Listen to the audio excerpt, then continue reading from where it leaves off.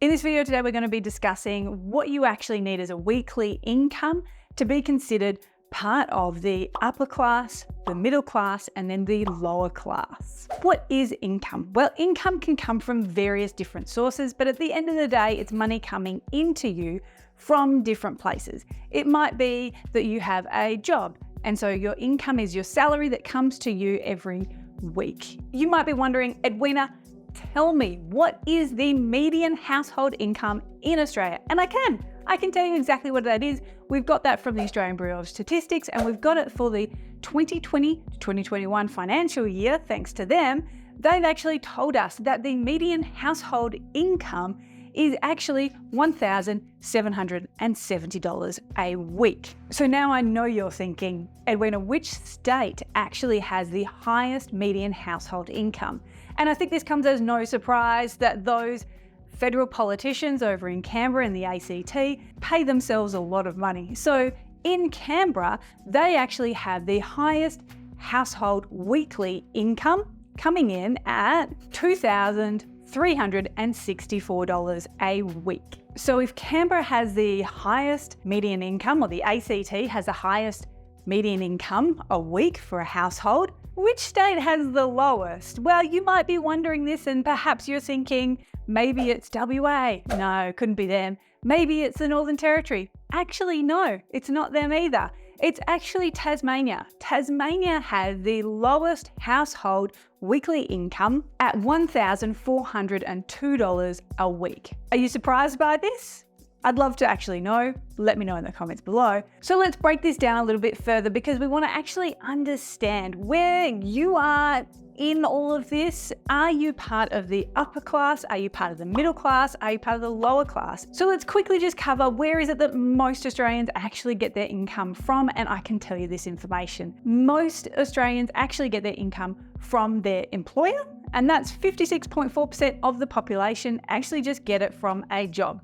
That's right, a 9-to-5 job or 10 to 12 job, whatever it is, that's where they get that income from. But then we actually have another large chunk of the population, that's 23.4% of the population have majority of their income through from government schemes of some variety. Now this next one, I'm going to tell you, it's 5.6% of the population, and the odds are they're mostly older Australians that are actually receiving all of their income via investment income. This means that it's possibly dividends or company profits or other investments that they've planted those seeds of money a long time ago, and now they're actually just reaping all of that income back, and most of their income on a weekly basis, or all of their income on a weekly basis, is actually derived from those investments. This last one is 0.8% of the Australian population receive their income on a weekly basis from superannuation. Now we're likely to see that this amount is going to increase as more people move into retirement and they start drawing on their super as their main source of income. Now you might be thinking, well, but that's only 0.8%.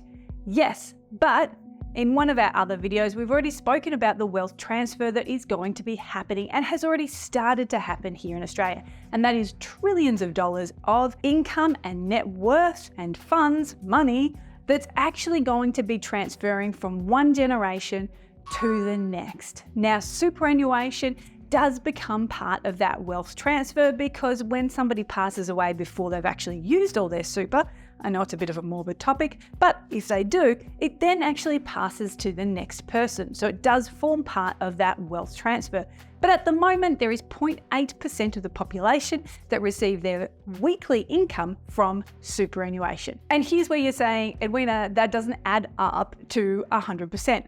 Hold on a second, what's going on? And that's because the remaining amount of the population actually have a nil or a negative income. It means that maybe they don't earn any money, maybe they are stay-at-home parents or caregivers, or maybe there's some other reason, but that actually forms that last just over 9% of the population. So let's break down the personal income that people are actually receiving on a weekly basis. And we're going to actually dive into it and break it down into 5 different categories. We've got those that are on a super low income, those that are on a low income, those that are on a middle level income, those that are on an upper level income, and those that we're really considering that are actually wealthy based off their weekly income. So let's actually look at first, who are the people and how much are they earning to fit into that super low category? Now, this is about 3.7 million people in Australia as a whole. We don't know why they don't have any income or why they have negative income or very low income. It could be all sorts of reasons for this, keeping in mind this does include income that they're actually then receiving from government schemes too.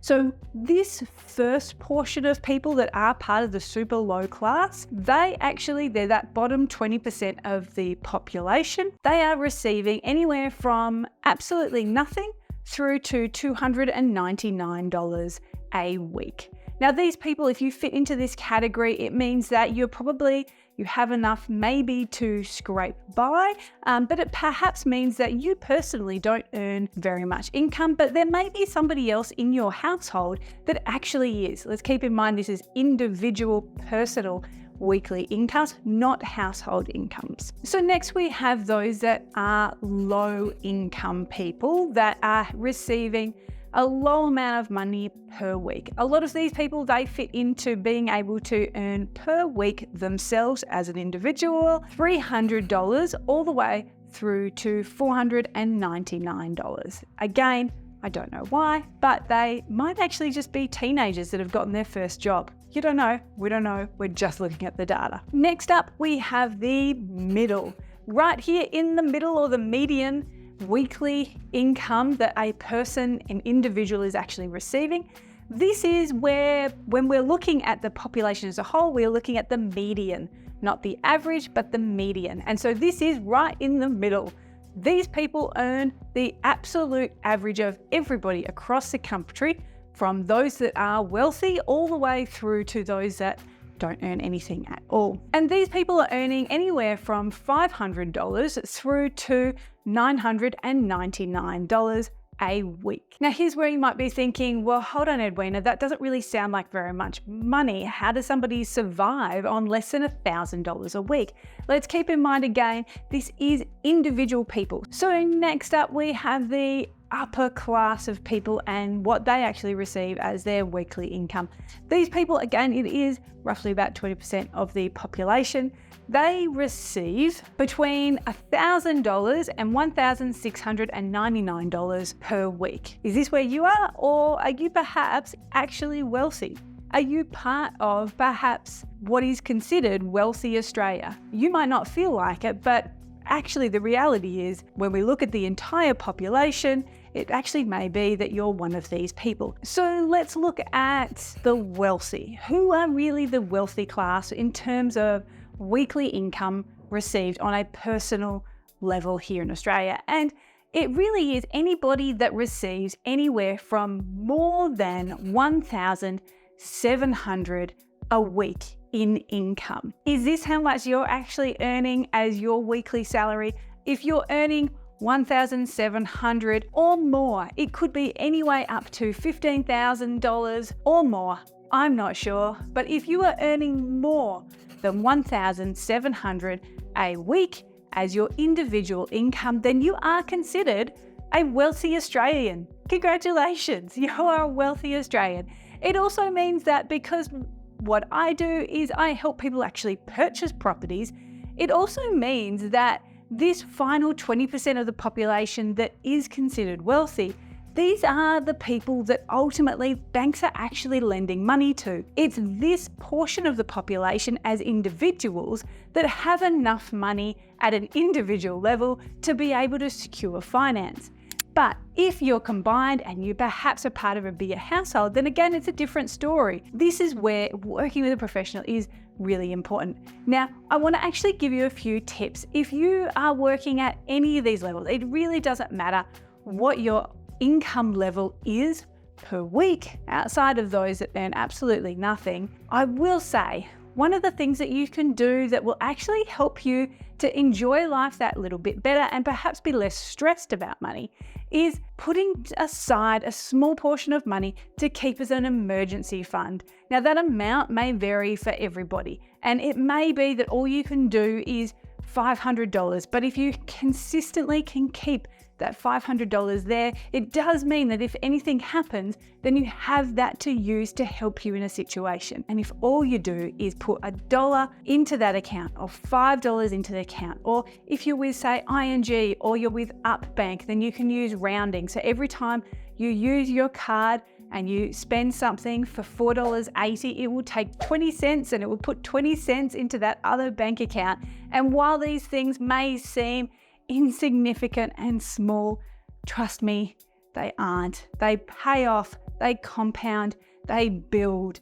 And one of the greatest tricks when it comes to finance is compound interest. It really is just the compounding of the tiny, small changes that you make when you're dealing with your money every single day. If you don't have some kind of little system set up in place so that you every now and again send a few dollars across that way to build up that little emergency fund or to start investing or start saving, then you need to set that up now, because at the end of the day, while we can talk about your weekly income, it's really that longer term financial situation that you're aiming for.